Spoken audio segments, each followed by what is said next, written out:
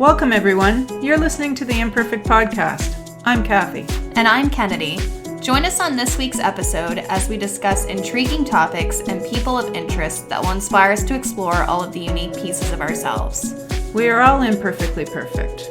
We're glad you're here.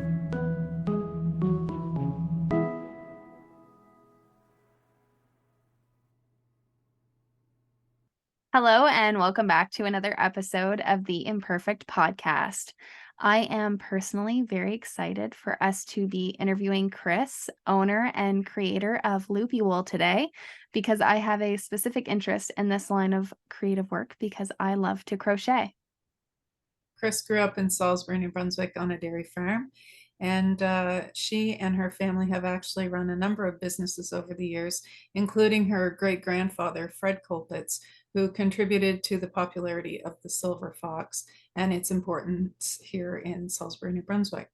Chris learned to rug hook from her aunt more than 25 years ago and immediately took to the craft. She started Loopy Wool back in 2015, selling rug hook supplies online. The shop and the business focuses on hand-dyed wool and modern abstract design. Later this year, Loopy Wool will actually be opening a retail space in Salisbury. So the studio will have a range of items from different fiber arts, including rug hooking, punch needle, needle felting, crochet, and knitting. They also plan to have classes and workshops as well. Chris is a dog mom to Oscar, a bonus mom, and an aunt. She also is an introvert, a traveler, and a lover of podcasts, particularly ones that educate or inspire others. Without further ado, let's get into it. Hi, Chris. How are you? Hi, great. How are you? Good. So we're glad to have you on the show today. Some exciting things happening for you with the soon-to-be opening of your new storefront. Why don't you start by letting us know who Chris is and what your interests are? Sure. Well, hi everyone. And I grew up in Salisbury, New Brunswick, which is where you both are as well. And I lived in some other places, but I moved back to New Brunswick about 10 years ago. My career throughout my life was mainly market research. So I did marketing in my undergrad, and then I worked in market research for 15 years with a Halifax company.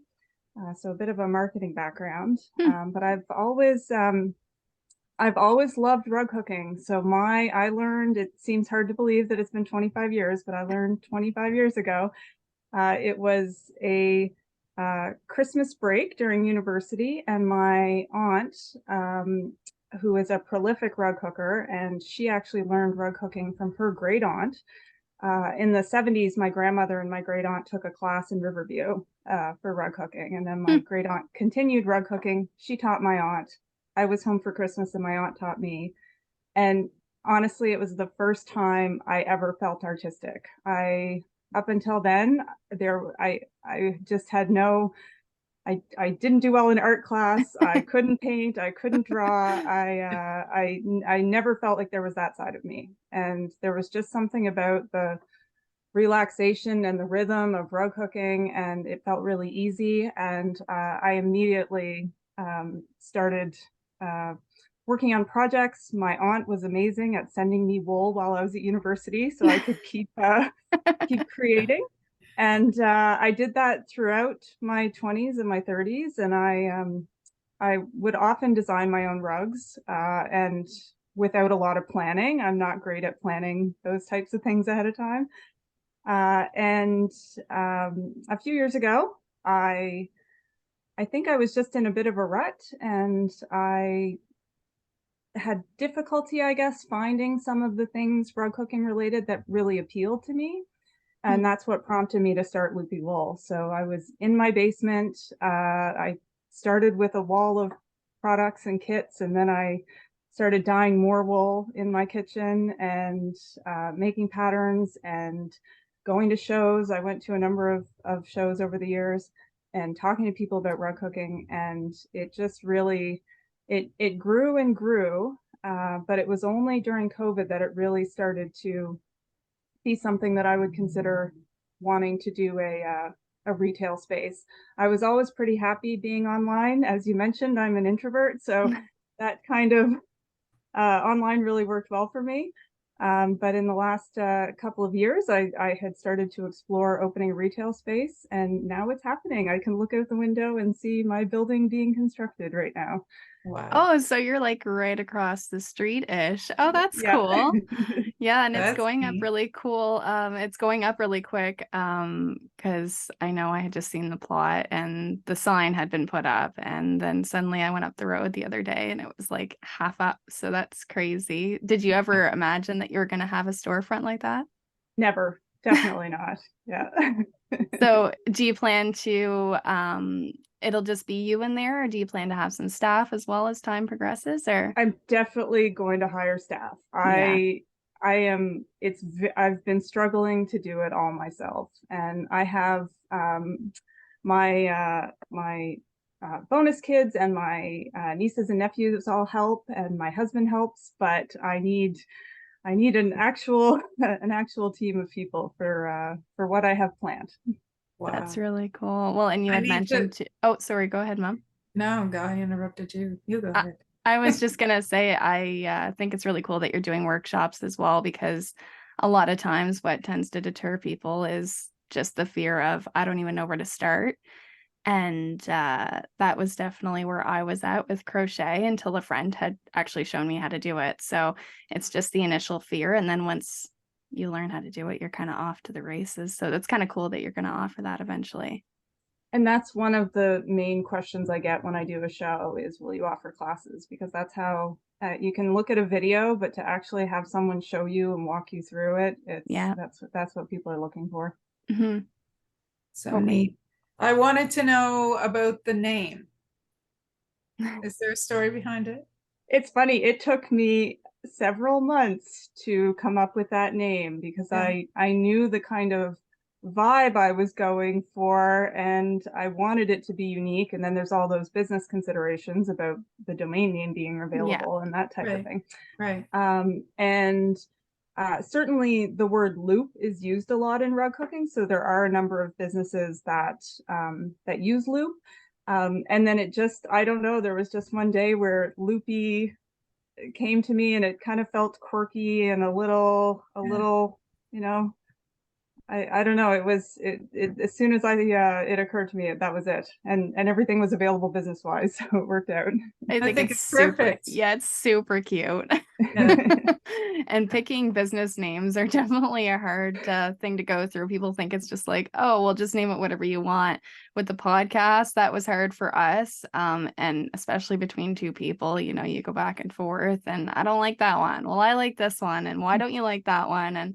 And Mom recently just opened her own clinic, so she had a hard time picking a name for that. Many a trips up to the big stop, having coffee and cake, and her What if asking it's me. this and what if it's, and you can get so absorbed in the minor details of things. Like it's almost like a bit of a procrastination thing I found that, you know, and you're at this crossroads of what am I going to call the business? And yes, some of that matters, but in the end, like, is it that groundbreaking? Like, I just need to get open, right? So, Right. Yeah. That's it. yeah, no, I love the name. Thank you. So just wanted to know a few more things about you. What makes you feel most inspired or like your best self? It could very well be, you know, your business and what you're doing, or maybe it's something totally not what we're expecting. It is related to the business. I think it is inventing or problem solving. Like if I'm confronted with, you know, oh, this isn't working that well, I love figuring out a better way to do it, or try something different, or try multiple things and see what works. And that, like, having a day where I can solve a problem or make something better, I just love that. And I've been fortunate through my career and now through this that I get to do that on a daily basis. Do you like math?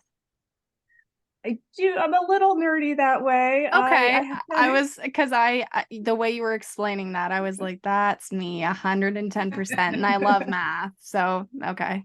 Confirmed. No, that's really neat. So just the generalization of problem solving, and I know that can sometimes happen with crochet for sure. So I'm sure rug hooking, it's similar. You end up and you've realized you've done the whole, past 20 minutes wrong, and you have to kind of take a left turn. Yeah. Yeah, for sure. Yeah. And I love what I've been able to do with Loopy is, I can try it's just me right now. So I can try new things, and if they don't work, they don't work. And I introduced a new pattern line today, actually, and that was kind of trial and error of I had a vision of what I wanted to see if I could figure it out, and I did figure it out, and it works. These are examples of their color patterns now that were never I was gonna ask if that's what it was in the shot there. Did you want to maybe show us what that is? Sure. So this is just a pattern. It's on I don't know if you can see, that's a bit of a mesh. So it's on this is a linen background, and the pattern is full color, which is what's different now that I figured out a process to do that. And I can show you a quick little demo of that'd be really cool. Works. For those who are listening and not seeing, it might not be that interesting. Maybe I'll try to take a couple snapshots so I can add it to Facebook or something like that. So what you need is actually really simple. It's a hook, and there's different sized hooks, but it's very similar to a crochet hook. And you can use yarn or wool strips. So I don't hook very often with yarn. I mainly use the wool strips. That's what I learned on. But a lot of people, especially because yarn can be more readily available, a lot of people do hook just with yarn. But for the wool strips, it's basically a piece of wool fabric, and that's what I dye. And then there's a special cutter that kind of looks like a spaghetti or a pasta slicer that slices it up into strips. So it's not that dissimilar in width to a piece of yarn when it's a wool strip. And it's super easy to do. When you were saying about crochet and backtracking, well, the great thing about this is when you make a mistake, it's really easy to change. You can just pull it out. You just pull it out. Oh, wow. which is why it's the perfect craft for me, that it's, you make a mistake, you can just change your mind. Cool. So all it is I'm just going to hold the strip underneath the pattern, and you put the hook in and bring up a little piece to start. Yeah. And then I just go in the next hole and you bring up a loop. I don't know if you can see that very well. And that's all it is. That's the one thing you need to know. So all you're doing is pulling up these loops. And when you get to the end of the piece, you just grab a new piece. Yeah, exactly. So I was just going to ask, with the yarn, typically do people choose the strips because the yarn can just end up this big long mesh of tangled upness, or it's really a preference. Like the yarn, let me just grab a piece here. The yarn works very similar, and people you can mix both strips and yarn in the same piece. It gives a bit of texture, but yarn works the same way. So if I was going to do a bit of the yellow, you bring it up and you're just bringing up loops with the yarn too. Huh. And switching colors is really easy. That's really neat. Gives you a bit of a different look. Yeah. Yeah, I didn't realize the process was like that. I've never looked into it myself, but my sister-in-law, I guess you could say, she does a lot of that sort of stuff, and she's always putting pictures of what she's done, and her and I kind of compare and go, oh, it's really cool what you did with crochet, or it's really cool what you did with that. But I didn't realize it was like that. I've seen, what do you call the round piece that holds it, like stretches it out? The hoop. Okay. It's just a hoop. It's just a quilting hoop. Yeah. Okay. To me, that's intimidating. I see them all the time, and I'm like, that must make it extra hard. I don't know. So there's frames that people sit at a table and work on a frame. I learned on a hoop, and it's even I've hooked a 4x6 rug, and I used a hoop the whole time. You just move it around as you're working on the piece. So it's really a preference, but some people would prefer to sit upright and have the piece kind of static in a frame as well. That's really kind of neat. Really and cool. I'll just show you the back of it lies flat. So when you're okay, that's actually that's good to know. I was going to say, growing up, somebody gave me at Christmas time, I don't know, I was 6 or 7 years old, one of the old ones, and it had a hook, but it was larger, and it had a little catch on it. That is latch hooking. Yeah, but you just had the little pieces of wool this long. Yeah. So I'm like trying to watch what you're doing, and you're holding so you need 2 hands for this craft, right? Yes. Yes. Okay. And I hear that all the time. Most people latch hooked something when they were a kid. Yeah. And that's what comes to mind. Yeah. And this is, the look of this is less shag carpet style. And right. And then there's lots of different options with this. Like the strip widths can vary. So I'm using quite a thin strip right now, but you can hook with quite a wide strip that gives you a bit of a different look. It goes faster as well. So and then, as I said, you decide you made a mistake, you just pull it out and start again. So that's the so it's the one piece and you're catching it along the way. You're not sewing it in or that's right. You're just pulling it. Exactly. You don't have to knot it or tie it. It just stays put once all the other bits are around it. There's nothing else, just that one kind of motion. That's really cool. Thanks for showing us that. That's really kind of neat. And it's not intimidating once you've shown it to us. Oh yeah, it's thinking, really easy. like, we're gonna make our boyfriends do this at Christmas time, right? Craft. We've tried painting, didn't go over so well. So, maybe this is their calling. Who knows? Maybe. You never know. I have several. My husband just started working on a little project, and my brother rug hooked many years ago. Just a few pieces. So there's the reason I like it so much is because that rhythm, you don't have to count anything. There's not a lot of paying attention, so I can watch TV and do this. And I just find something really meditative about doing that and how quickly you can see results. Like you can work for 20-30 minutes and have a bit of it done and kind of get a vision of how it's going to turn out. And you can stop at any time. It's not like you have to finish a row or whatever. You can just, okay, I'm done. That's really cool. What is your biggest regret or failure, if you have any? We've realized that some people don't, apparently. So not just with business either. Like it can be anything in life. Yeah. I don't regret a lot. I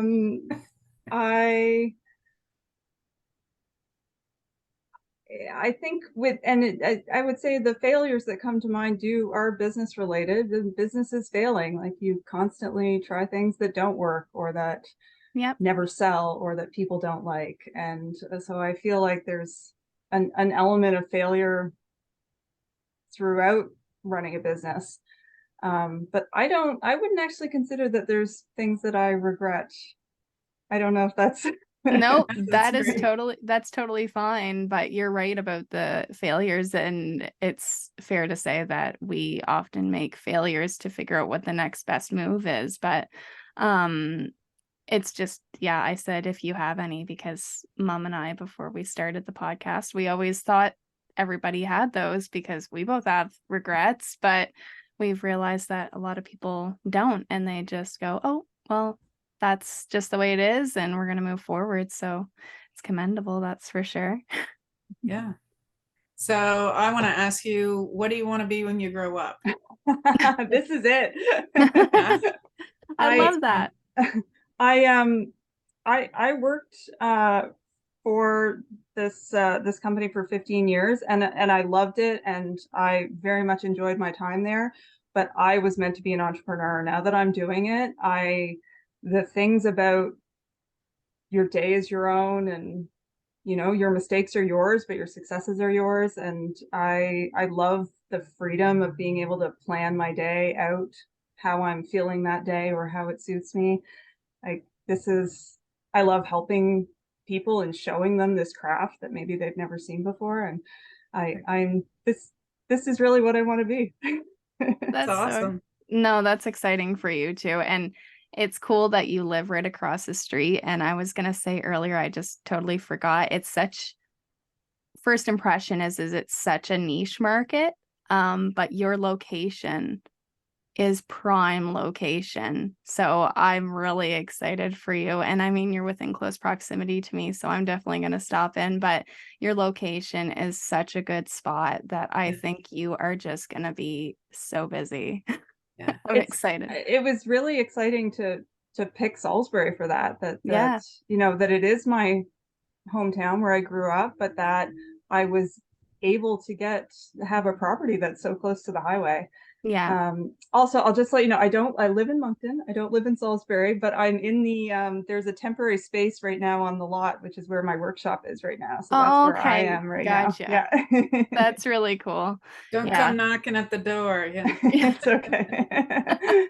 Yeah, and it's cool that you dye your own stuff as well, because that is a whole other craft in itself, is my assumption. I've heard that some people just dye stuff and don't necessarily do the workshops or the kits. You do kits as well, right? Yep. Yeah, so you're just doing it all, which is kind of cool. It's really fun, like the dyeing aspect of it, where you can try different things and all the colors end up being beautiful. And funny joke that if you look at the yearbook from JMA from my year, I think it said what I would be doing in the future is a mad scientist in a basement, and I feel a bit like I'm turning into that mad scientist. That's funny, but it's cool too, because if someone was looking for a specific color, you would probably be able to help them with that. I can do custom dyeing, so I've had people ask for send me a sample and they want a duplicate, and I've gotten much better at that over the years. But yeah, I can come up with any color.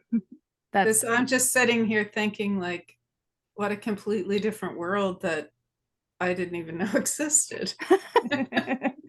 Right? Like that, I just thought all these kits came from Amazon or your craft store. Like, people actually do this, and you're opening up a shop. That's so great. It makes you realize how, you know, like we all live in boxes and measure everything against our own, you know, frame of reference. Yeah. Yeah, and a lot of the businesses in all these, you know, there's a lot of niche wool crafting areas, and that's what a lot of them are kind of one person shop putting everything together in their house and selling online or going to shows. Like there's a lot more like me, I think, out there that I've also had the opportunity to meet in recent years, which has been great. Yeah, and it tends to be with communities like that, super supportive, super willing to like give you the inside scoop of the shortcuts of things and whatever. So yeah. Moving forward, what keeps you going? Opening a business must be intimidating, and all of the build, like it's not even like you're just putting yourself in a spot where the building's already there, like you're building the building and everything like that. That must have been a lot of work up for you. It's terrifying. Yes. Yeah. I would say there's a lot of ups and downs. I actually in the last year have connected with people who are doing this or a similar thing. So through networking, my friends have introduced me to other, you know, someone who's running a retail shop in Moncton, or someone who just opened their business in COVID in Halifax. And these people are willing to talk to me and share their experiences, and everybody's terrified. Like they, you know, they say entrepreneurship, I've heard entrepreneurship is lonely, or you know, you're going to have a lot of people tell you why it doesn't work. You've got to have the confidence every day to get up and say, yes, this will work. And that's, you know, some days that doesn't happen. Some days you just think maybe this is a mistake or this is impossible. So I think I'm so enthusiastic about it that helps get me over those bad days. But certainly it is mildly terrifying for sure. Yeah. And to be your own cheerleader is terrifying and intimidating, and you're the only person that you really have at the end of the day, which is terrifying. But Mom always says this to me. She always says some of the best things I've done in life have been by myself.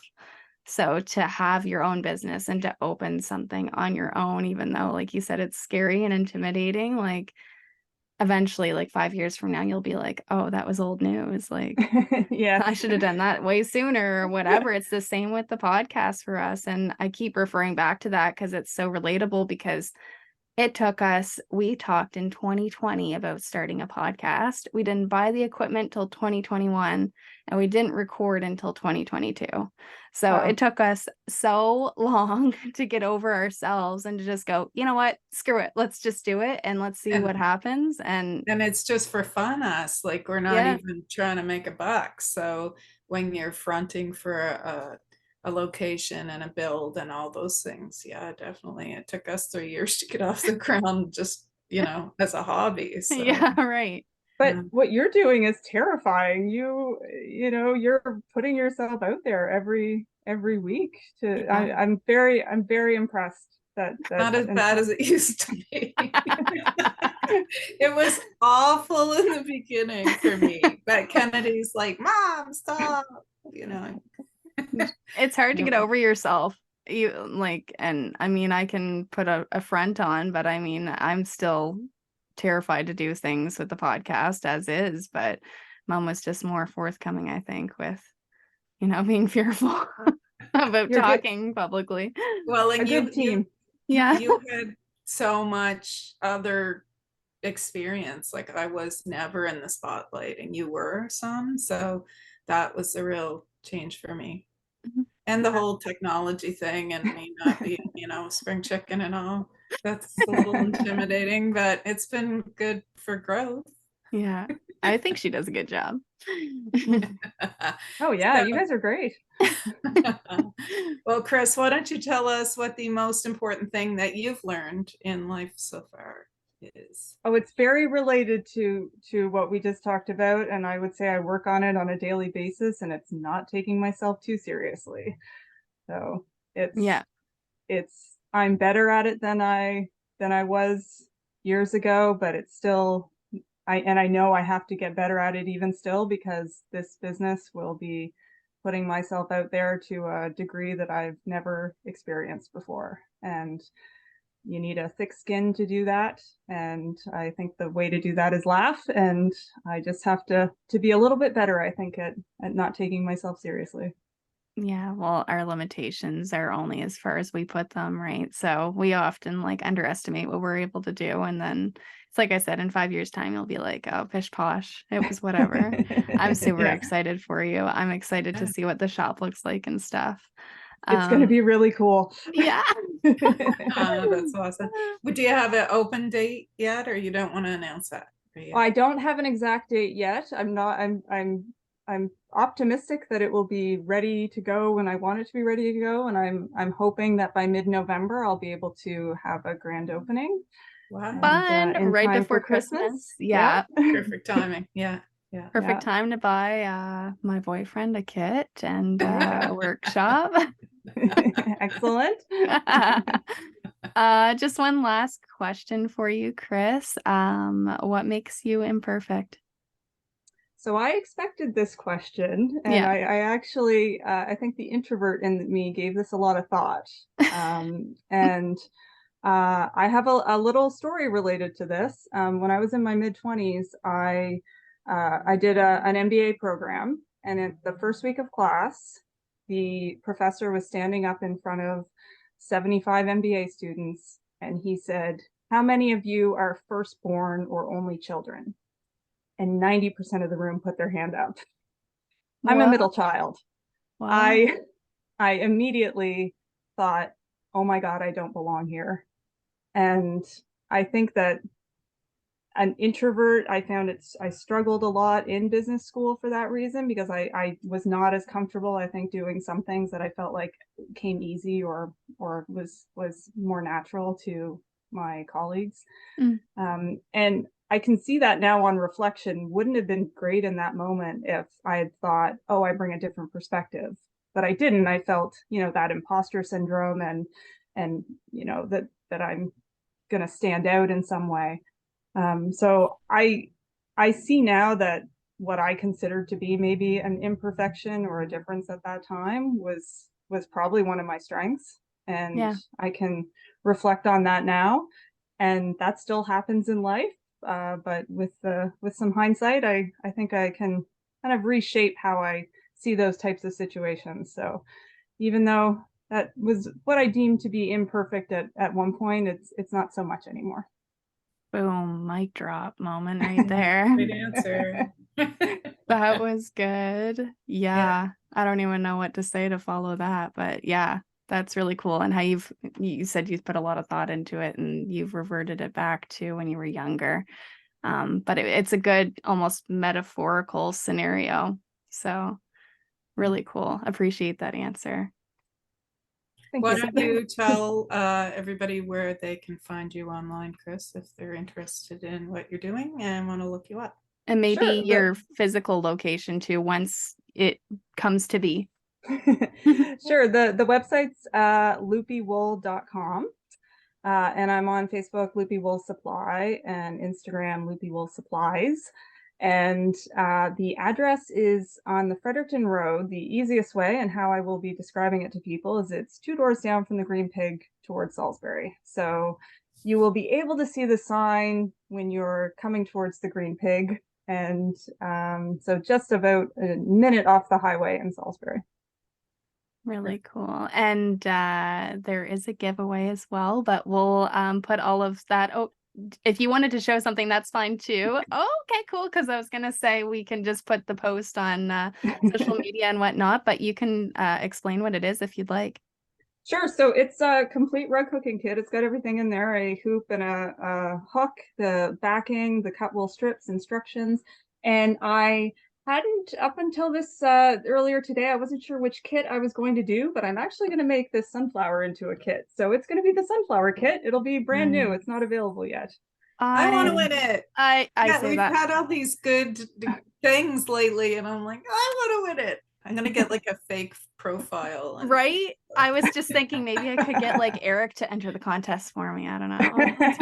But it's good timing too with the fall and the sunflowers and everything. So that's really cool. And I don't know if that's what your packaging is going to be like, but I love the packaging in itself too. The little kit in the bag. Yeah, this is how my kits are currently packaged, and I might do something a little more colorful for the new patterns, but I haven't decided yet, but it will be this at a minimum. Yeah. It's really, really cute. And makes a great gift if somebody wins it that doesn't want to learn hooking. So even before your location is open, just so everyone knows, like those kits, yarn, wool, whatever they need, they can just contact you through those media outlets that you mentioned, and you can hook them up. Exactly. Yeah, I do.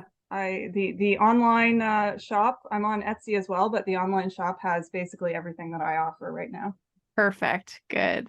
All right. Well, thank you so much, Chris. We really appreciate you taking the time today. And I guess I'll personally be looking forward to coming into your shop once it's open, and we will get that giveaway started for some lucky winner, not me, sad face, but anyway. maybe come by and I'll give you a discount. Oh, okay. I see. I'll come too. Great. Well, thank you so much, Chris. Thank you. Okay, bye-bye. Take care. If you or someone you know has a unique story to tell, we'd love to hear from you. Email us at theimperfectpodcast@outlook.com. For more information and how to connect with us on social media, you can visit us at our website, theimperfectpodcast.ca. And from whichever platform you are listening to this episode, be sure to like, share, and leave us a review. We would really appreciate your feedback.